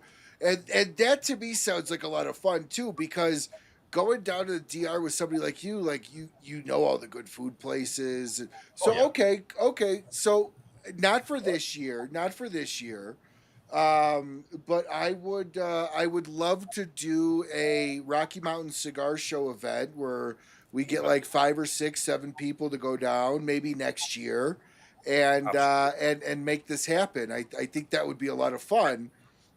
One thing that yes, I want to do, but all depends how the launch goes, and all depends if I won the lotto or not. One thing I want to do, I'm looking to buy a 12 farm, but big enough to move the factory where I am and make the factory. My body is about to die, so that's what I have to move. No, what do you mean buy an actual farm? What do you mean? A big farm, a big farm Oh, in the DR, not in like the Florida. DR. Not in like in Florida. the DR, big enough to make on the center of it a nice brand new facility for a factory. And then in the four corners, making like an L shape, one corner, the other corner, the other corner, it will be housing. That's in the making. I just need, I can get a loan if I want to over there. I can do it. And now, yes, I can do, people can stay over there. People can do, whatever they want to do, yada, yada, yada, yada. But mostly, when it's not used for Dutch people, it will be for workers. Can you turn your screen down a little bit? Perfect. Just want to be able to make sure I see the full ish. So I don't know if it's gonna take 1 year, 2 years, 3 years, but it's happening. It's happening. Every time that I say something will happen. It takes maybe longer or less, all depends, but it will happen. So speaking about things that will happen, Ish, you had an incredible last year with people approaching you to make cigars. We talked about Bob Dylan on the show last year, and that's still in the works. Things are a little bit of a road bump, but not on your end, on Dylan's end. So what does 2025 hold for BAMF and ROCF? Because you guys are making over 100 brands cigars right now. Yeah, 107. You just hit over 100 about Q3 of last year, if I'm correct. Yes. Middle to Q3 of last year. And yet you're one of the most prolific rollers for huge brands. And by the way, everybody, it's not for me to give those names, but I'm telling you right now, if you knew the brands and the history that Ish's crew has, it would be mind-blowing as far as the cigar projects that he's worked on. And you'd go, holy shit, really? That's from you? Yes. And so how do you keep your brand differentiated from 107 different brands? Does that make sense? It does, but everything, every cigar, the good thing is that you can put any of those 107 brands, pick up 3 cigars of each. And so now you have what? 321 cigars. Light the 321 cigars, and no one is going to taste the same. So it's easy. Whoever like a little more spicy goes to this brand. Whoever like a little more mellow goes to this brand. Whoever like a little this goes. And then it's going to be, of course, these guys, they have doggies on it. I'm a puppy lover. Or this guy has a badass motherfucker. That's badass, so I'm going to buy that. Or this guy has a black pearl. Black pearl. I love black pearl. Or this is, so people are going to go, depends what they want, but I different everything. It's like, you get up in the morning, you take a shower, you change your clothes, and you don't even think about it. You know what you want to get. I get this, I get that. Same thing. So what people need to understand too about Ish is very private around people's disclosures. Oftentimes I have to like pin him down and like twist his neck to get it, and even then I don't get an answer. It drives me nuts sometimes. I think it would shock a lot of people how many of your cigars are sold for $30, $40, $50, $60 that you roll for other brands when you really don't have a $30, $40, $50, $60 cigar. Your average cigar is, I would say, between $10 and $12.50. Is that right? Yeah, some superheroes, it go to $16, something like that. But again, it's Salomon. That's a Salomon, dude. That's also a long time to make that decal.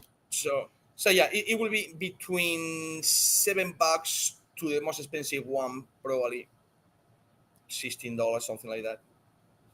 So it's, but again, it's because I want to give good quality for a good price. I want to break nobody's bank.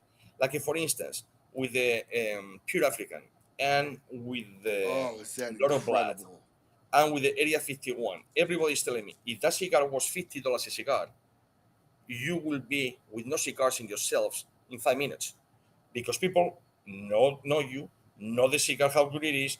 There's $50. Holy fuck, it must be good. They will disappear. I will be sold out. But because I put it at 13.50, is not too much to be in the category of the best cigars in price, and it's too much for being the inferior category of cigars per se. I'm not talking about is inferior, we're talking prices. So, but I'm not gonna change. My prices are my prices, and that's how it is. Now you brought up the Blood of Vlad cigar. You and I had an interesting meeting with not meeting, but you and I met somebody that was at TGS 2 years ago that was from Transylvania. That was from that area. Do you remember what I'm talking about? Yes. And he actually and you can disclose the name. I have his card. I'm not going to. You can if you want. But he was. I remember talking to him, going, "Oh yeah, he's from Transylvania area, or right next door, either right from." And he goes, "There's tobacco." He didn't even know there was tobacco grown Yeah. in Transylvania. And I looked at him and was like, "Well, would you like a Transylvanian cigar?" And he looked at me like I was about to roll him fucking one right there and hand it to him. And then I put him in contact with you. How does that relationship work with you with a manufacturer, or not like with a lounge owner like him? Yeah. That wanted a Transylvanian tobacco. How does that relationship work? How do you make a cigar like that? That's because he wanted a Puro, if I'm correct. Yeah. Yes. How do you make a fucking Transylvanian Puro? The only thing you can make it, no problem. But again, Transylvania is not going to have a wrapper to save their lives. Neither does Italy, neither is Ireland. That's what they have very good tobacco, but the weather, it just beats the shit out of the tobacco. And they too thick. It's like I'm sorry to say, and if somebody's over here from Scotland or Ireland or Romania or Transylvania, you put it 20 years old or 30 years old or 40 years old for different country and get this country that they very rough weather with low temperatures, with a lot of winds, and they're not gonna look like they are father and son. Because the skin is thick, it's leather, it's like wow. Does it become thicker than like broadleaf, like Pennsylvania broadleaf, or Pennsylvania it becomes broadleaf? very thick. That you will not be able to use. It looks more like a binder than the wrapper. Okay. The flavor is there, but it's no appeal. And to roll that thing, Jesus Christ, you have to use an iron to iron the whole veins out. So it's just not worth it, You just break your wrist just doing a couple of them. No.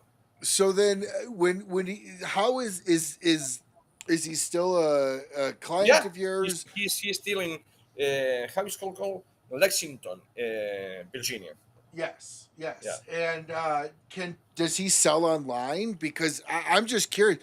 That would honestly, I don't know if he sells online. I really don't know, because we have tons of conversations. We start to make some logos, some things, whatever. Then he has a complication with I don't know who. I don't know if it was somebody in the family or whatever. And we didn't finish the whole thing yet. So we're on it. We're in the works, but we didn't finish everything. He had the names for 3 cigars. He wants to make that a BAMF Cigar Lounge sponsored by BAMF, per se. No, this is the only BAMF Cigar Lounge that it is. But yeah. But it's nice guy. So, when you said BAMF sponsored lounge, you're not getting into the Rocky Patel lounge type deal. No. You're willing to let somebody put your name on it, but yeah, but I don't do it. I'm sorry. Happy for them. My blessings, but I'm sorry. I have no money to do. To me, it's nonsense. I'm sorry. I no. Everybody watching the show right now, put in what you're smoking and put in what you're drinking with it, whether it's water, coffee, liquor, beer, whatever. One of the things I love about suggesting you, because I've suggested a few people to you that have turned out and you're making cigars for. One of the things I love about suggesting you and why I'm so open to it is you're easy to work with. You make it financially feasible for somebody to even make 100. Hey, I got my 40th birthday coming up. I want to make 100 cigars, which, by the way, yeah, you and I have to talk because my 40th is this year, and I don't know if you can get me something before then, but You're gonna know, though. You're gonna know. But what makes you easy to work with versus others, if that makes sense? I tell you what, all my life it has not been easy. Yes, it has been easy because thankfully, I have a father that was a Marine over there in Europe and then a merchant Marine after the military and make good money, sacrificing 14, 15 months at a time, no watching us to make money and live good. So yeah, I was not like without shoes or with no toys or with no a pair of jeans of diesel. But since I'm 16, I'm out of my house and and different countries and nobody helped me. And when I came to the United States, nobody helped me. I had to learn the language. I had to do this. I had to do that.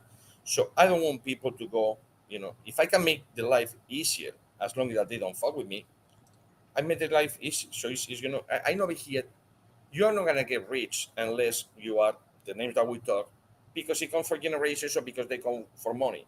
Nobody for nothing they are going to become a multimillionaire in the industry. Absolutely not.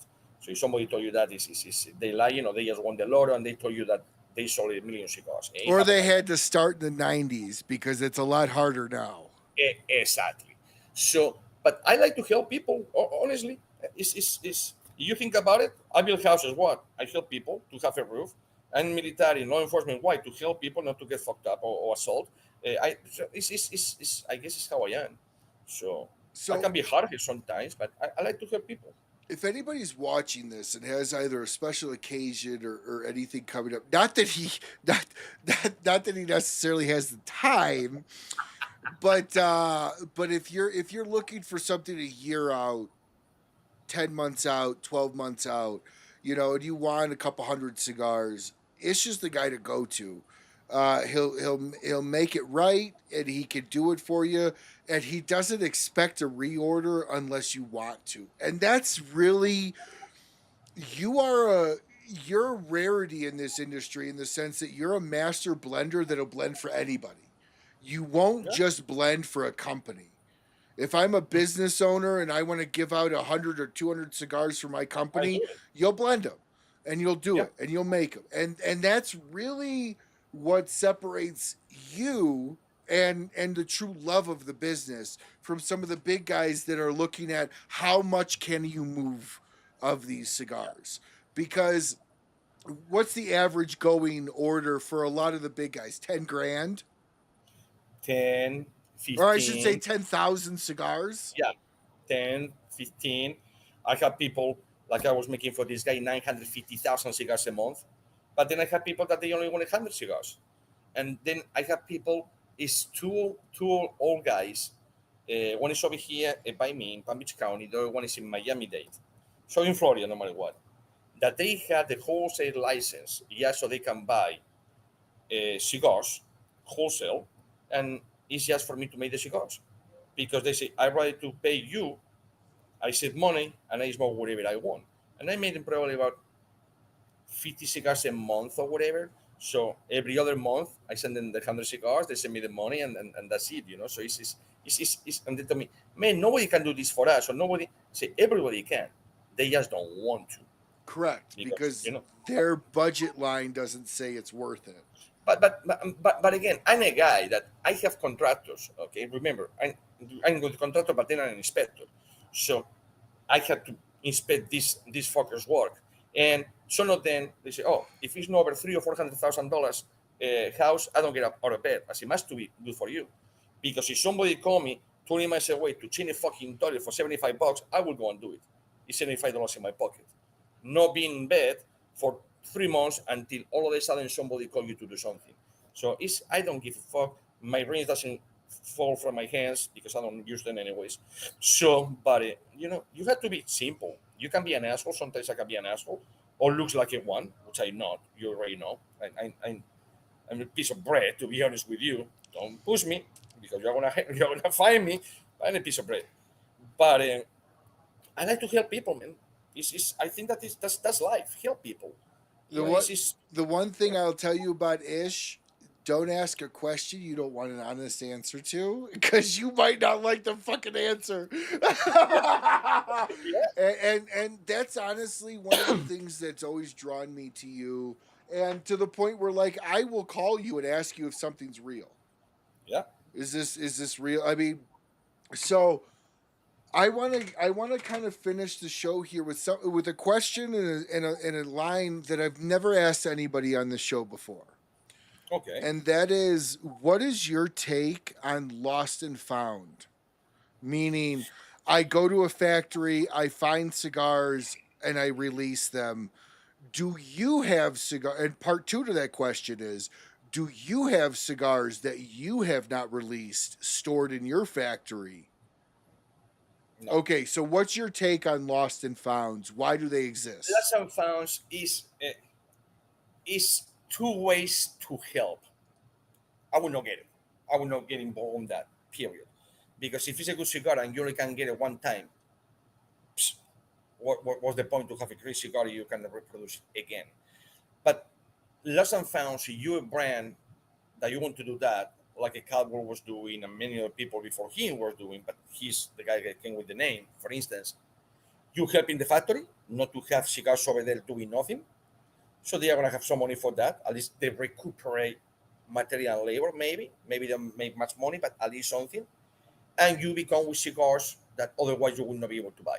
So you've never made 10,000 cigars for somebody that's not been able to pay you, and you store them? No. If they don't pay me, it shows up at your house. It's gonna be a problem. She'll call up Trump and put an executive order against you.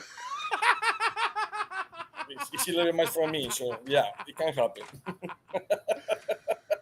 But yes, I have people that they order more than they should, and I give them 6 months to hold the cigars. And I say, after the 6 months, you let me know. Because, oh no, but I thought, I say, when you look, I'm one guy, and it's already 4 different brands, 4 brands for this year that they told me, man, just for your answer, I'm going to go with you. I said, what do you mean? Say, 4 of the brands, they want to make 10,000 cigars. And I said, absolutely not. They told me, why? I said, because you're brand new. I don't care, because you have 1,000 followers in Instagram and you have a family members of 20 guys. That doesn't mean that you're going to sell 10,000 cigars. So save your money, make 1,000 cigars, or you have 3 lines, make, 500, 500, 500, something like that, and save the money, and that's it. Don't do 10,000 cigars without knowing shit about the cigar industry. What you're saying is minimum orders can be the downfall, and minimum orders are the reason why lost and founds are even around, because you have a factory like Davidoff not paid by X client, and they keep the cigars, and it's the fault. If I'm hearing you right, it's the fault of both the factory not helping the brand owner set the right expectations. What happened is that everybody's expectations are up to here. Okay, my expectations is, but next year, he had this lounge, making, I don't know, 20,000 a day. That's a fucking joke. It will never happen, okay? But it's a saying. It's what your expectations. The reality is that everyone wants money and they don't care about you, period. So when you go to buy a car, and mostly if you are a little ignorant about the cars or whatever you're going to buy in life, a house or whatever, they know that, for instance, you have, imagine a house, I have $400,000 to spend. But the guy, guarantee you, he will try to sell you something. Buy, you do a little more, for $450, you're going to be better, it's a little more that you have to pay, blah, blah, blah, blah. So these motherfuckers, they know that you don't even have it, but they already don't want just to take all your money. They want for you to go more into the hole. That's not right. So if I never hear a brand name in my life, I don't know the guys that well, or they in the business that has nothing to do with tobacco, and they ask me for 10,000 tobaccos, cigars, as a business, I should say yes. I put tons of $1,000 in my pocket, and now it's your fucking problem. You ordered, it's not my problem. Or you don't get paid and you lose and you have to lost and found them. But in the cigar industry, that's what is not many lost and founds anymore, and that is for mops and pops, not real factories.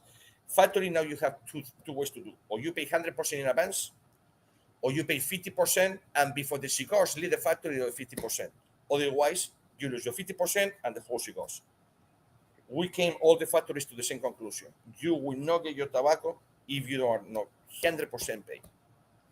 So, do you have anything in your factory unreleased, ready to go right now?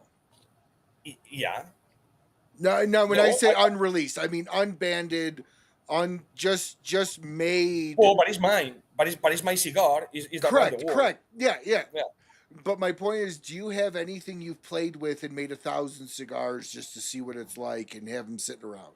I don't sell it. My guys are smoking it. I already pay for it. So my guys are smoking it. I will not do that. I will not play the game of a limited edition. I will not play the game of whatever, because it makes you be another one. Another of the pile. So everybody knows, when you have people that for the past fucking 30 years, they have limited edition with the same cigar, give me fucking break. Limited edition of the same cigar for 30 years. How limited was the edition? 10 million cigars? It doesn't make any sense like that. So yes, if somebody won 500 cigars and all of a sudden I do it because I'm stupid before the guy pay me and I do it, and then the guy disappear and somebody won it, I will sell it. Yes. But to have it over there waiting, absolutely not. I will do something with that. I just make pipe tobacco with them, or I just sell it for $2 to tourists that they go down the street. I don't care. Well, you make a really good point, and I think it was Lorenzo Ranier of HVC who came on and said there's a difference between a yearly release and a limited release. He said yes. A yearly release is something you release once a year. It's not limited. It's a once a year release, and a limited is once and done. It'll never show up again. Yeah. Do you agree with that definition and that understanding?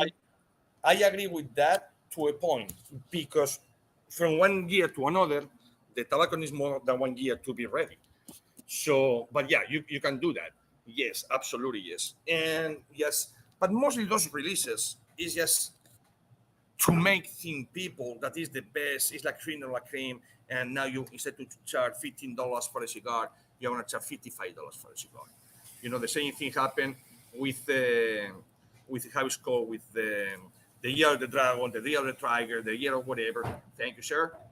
Oh, and all of that things, you know what I mean? So it's what is so expensive? Because it's once a year release. The cigar is worth $55. Absolutely not. No cigar is worth 55. So forget about 750 or about 1.3. Just forget about that. No cigar is worth barely over 20, in my opinion. Yeah. None. So here's a question I've never asked you before, but with somebody I know that has, your journal is thick as fuck for recipes that you have in your head on paper that you have not put in. What is the hardest part of developing a cigar for you? Is it the name or is it the blend? To me, it's the name. Why? Because I love the blend. Now, to come with the name, for instance, with BAMF, it's easy because I came first with the name. 12 gauge, so I make it 12 gauge. 556, I make it 556. TNT, I come with the dynamite, and because it's just name of bullets, so I already know how the cigar is gonna look and what caliber it is. So if it's an MK45, which is from the Navy, it's a big, it's a big banger. So you want the cigar to be strong. You have the 12 gauge. The 12 gauge is very good, but it goes all the way like this. So what the 12 gauge do? The output of the smoke is incredible. It goes like all over. Because it's, I know already what the weapon, what the ammunition do, so I do that. But when I do a blend with not thinking the name, I'm literally fucked because now you want to. It's harder to come with a name than with the cigar. For a blender, for a brand, they come with a cigar and let the blender do the job. What's harder to make a cigar for, BAMF or ROCF? ROCF. Is it because that's your quote unquote elegant line, and the BAMF is a little bit more rugged? It's the same tobacco. It's the same tobacco, same prices. Correct. But okay, military people, we all know we're a little rougher, so we don't care about self-talk. Oh, this. I went to the Himalayas one day and I see some smoke, so I went over there and I see this guy, whatever, and he's smoking. So I asked him. We don't give a fuck about that. We say, what is that? The 12 gauge. Give me 5. With ROCF, no, you're gonna say, hey, what is that? Tell me all about it. Because it's more elegant per se. It's more Don Olivan from ROCF, Don whatever. So he's got the Mr. whatever. But BAMF, it's a badass motherfucking cigar. Okay, what is that? A Bauer, give me a box. So it's gonna sell by itself no matter what, just because of the name behind. Correct. With the other one is who you have, or in this case, I have to play a little more, make it for different public, make it very tasty. It's harder to do. It's harder, for sure. So here in closing, first of all, I can't believe we've been on for almost 2 hours already. Jesus fucking Christ. You're always so much fun to have on. Let's see, never regret but a few cigars above 30. It's hard for me to spend above 20 on a cigar, Chris. I'll be honest with you. Oftentimes I even spend 15 and I'm like, I can get the same quality for 10. But now again, we have to understand one thing. The $15 cigars for me in Florida, it might be the 35 in New York. Yes. No, 100%. 100%. So now your taxes come into play with it. Yes, 100%. And yes, I have paid over $20 for a cigar. I know in Florida is like 15. So yes, you make a very good point. Here in closing is somebody that you're very well traveled all over the world. With your military background, you've been to some fucking crazy places, and some dicey places. What has been it doesn't matter if you've never gone back there again. What has been your favorite place you've ever been, and what is the favorite food you've eaten at that place? I don't even have to think about it. Thailand, and I forget even the name of it, but it's just the spicy. It's a mix with the shrimp, the meat, and the noodles that they put. You have 5-star, and then you have Thai. And when I say give me Thai, your butthole's gonna be bleeding. After that, it's only Thai. You say, oh, and you see the chef going like this. What the fucking white dude? What he's doing? And blah blah blah. And they going like, he's not gonna explode. He's not. I say, no, blah blah blah. So Thailand, for sure, is one of my favorite places I've been, and the food was good. Absolutely yes. Now, another more sophisticated, like a Prague, Austria. They have good food and they have good whatever. But Thailand is cheap, beautiful, amazing people. Watch out with with your wallet, because somebody, pickpockets or whatever. That's in everywhere. Doesn't matter where you go. You go to New York in the metro, it's gonna happen the same thing. But it's nice people, man. Very relaxing. Very, I don't know. I love Thailand. If you had one genre of food, and I mean Italian, Asian, encompassing India, South Asian, if you had one genre of food, what would it be for the rest of your life? If it is not where I come from, because I'm a meat eater, it will be China. Chinese food. because they have everything. They have Asian meat, food, yes, Asian. absolutely. Because Asian accompanies Thailand. That's how I get away with it. Asian food. So it's no way. You want a steak, you have a steak. You have fish, you have fish. You have whatever. So it will. And I like the spicy, and I like the rice, and I like the. Even though I don't eat vegetables at all, except for peppers, mushrooms, and things like that. I don't eat lettuce. I don't eat broccoli. And, my food already. That food, nah.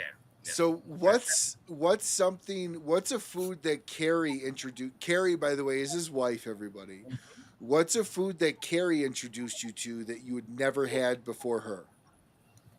And it's one of my favorites. And when I go to work 7-10 days away, and I say, honey, on my way home, I will be over there tomorrow. She told me, what you want? You can go here right now. I say, what you want for tomorrow? It's gonna be. I love the roti and I love the curry chicken, but I love the curry goat. Yeah. She introduced me to that, and I became. You see the plates that I eat of that. As soon as I go sit down, I normally don't eat on the dining table or nothing like that. I have a coffee table, you saw on top of the TV that opens up, so it goes higher. I am back on my belt. I take the thing. I look like an off, man of it like this. I say, okay. I just go like, let's do it. I mean, my place. I don't eat in plates. I eat in platters. Oh yeah. My food is mounds and mounds. Oh, I will tell you, I've had the curried goat that Carrie makes.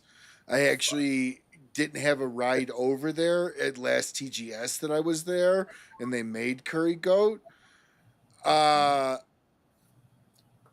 put it this way. I've never seen my wife eat anything like that. She devoured that curry goat. It was absolutely incredible. And the roti, for anyone that don't know what roti is, think of what's the Indian bread? Pita? No, not pita. They stick it against the hot stove. It's just super. It's almost like phyllo dough bread. It's super thin, and you just pick it up. Oh, it is. Oh my God, I still dream about that. And I've had goat a few times. That was the only goat that I've ever gone back for seconds and thirds and fourths. And because we love spicy, and the spicy is so tasty. Man, but that's the one food that she introduced me to, and fuck, man, I'm in love. But it was naan bread. Yes, Richard, naan. So roti is like naan, but super paper thin, like almost kind of like a phyllo dough. But it's not as brittle. So obviously, as we're closing up the end of the show here, Ish, I would love to give you the opportunity to tell everybody where to find you, how to find you, and how to find your brand. Well, it's easy. It's just go to BAMF Cigars with an S.com, and over there you will see the products, you will see the lounge, it will tell you all about the lounge, the products, and all of that, or the factory, which is ROCF Cigars, like he put over there, Ismael Olivan Cigars Factory, so ROCFcigars.com, and it will tell you about the other side of the factory with the Cornell and Diehl cigars and K9 cigars. And that's it. And you just Google my name or BAMF Cigars. Probably you're going to have over there, 3 or 4 days if you bored to read whatever, good things, bad things, who cares? But I'm easy to find. Follow Ish on Instagram.